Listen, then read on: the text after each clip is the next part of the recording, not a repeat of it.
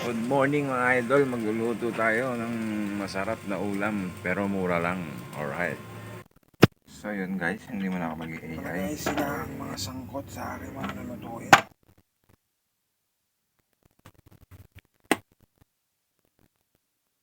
Guys.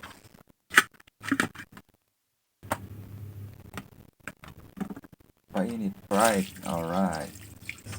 Yan, sinimula ako na rin nga palang magpapoy ng yung kalandios oil na ginawa ko guys. Sinalang ko na siya agad. At ito nga ay dali-dali na rin akong nagsaing at kaya lang hindi pa luto, atin na lang babalikan. Pero ang masasabi ko lang talaga masarap yung isdang yan, lumalabo ang camera. Sili pa lang ulam na, nakain ba kayo ng sili guys? Yo, alright. Ayan na guys, ang itsura niya, lumalobo na ang ating mga nakakot.